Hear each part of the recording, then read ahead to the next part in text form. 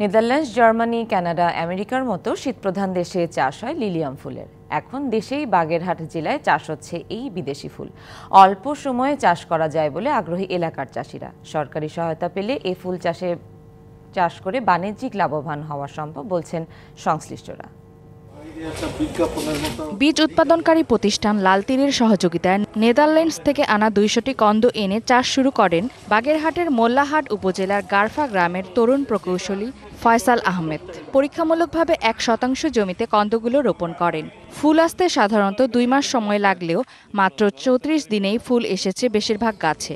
Shea butter ও vitamin E সমৃদ্ধ Lily glam beauty soap. Lily, always beautiful.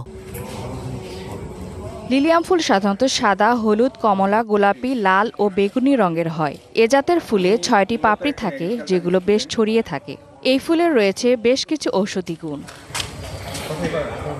ফয়সালের nursery দেখে এই ফুল চাষে আগ্রহী হয়ে ওঠে স্থানীয় কৃষকরা। পড়াশোনার ফাঁকে ফাঁকে আমি যখনই সময় পাই তখনই এখানে আসি এবং এখানে যে বিভিন্ন ধরনের চারা উৎপাদন করে সেগুলো আমি দেখি এবং হাতে কলমে শিখি। এখানে এসে দেখি একটা বিদেশি ফুলটা দেখে আমার খুব ভালো লাগছে। বাগেরহাটে এই প্রথম দেখলাম। আমাদের বাংলাদেশে যেভাবে সুন্দর একটা ফুল তৈরি হবে, আসলে খুব ভালো লাগছে আমাকে। কৃষিতে ভিন্নতা আনা ও নতুন উদ্যোক্তা তৈরির জন্যই এই ফুল চাষ।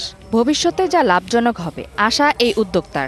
এইখানে আসলে অবিশ্বাস্য একটা ফলন আমরা দেখেছি যে মাত্র ৩৩ দিনে। হ্যাঁ, ভবিষ্যতে অবশ্যই এটা বাণিজ্যিকভাবে করার একটা স্কোপ আছে, যেহেতু অল্প দিনে এই ফুলগুলো হয়ে যায়। জলবায়ু ঝুঁকিপূর্ণ জেলাটিতে লিলিয়াম ফুলের চাষ কৃষির জন্য সম্ভাবনাময় বলছে কৃষি বিভাগ। আমাদের এই এলাকায় যদি এরকম উদ্যোক্তা সৃষ্টি করা যায় তাহলে কিন্তু এই ফুল চাষের একটা ব্যাপক সম্ভাবনা রয়েছে। এটা যদি সরকারি পৃষ্ঠপোষকতা থাকে তাহলে আমাদের নতুন উদ্যোক্তা সৃষ্টি হবে এবং এই কন্দ সাপ্লাই পাওয়া গেলে দক্ষিণাঞ্চলে ফুল চাষের একটা ভালো সম্ভাবনা দেখা যায়। লিলিয়াম শীতপ্রধান দেশের ফুল হওয়ায় চাষ পদ্ধতি বেশ জটিল। তবে সরকারি সহযোগিতা পেলে এই ফুলের চাষ বৃদ্ধি পাবে বলে মনে করছেন সংশ্লিষ্টরা। DBC news desk.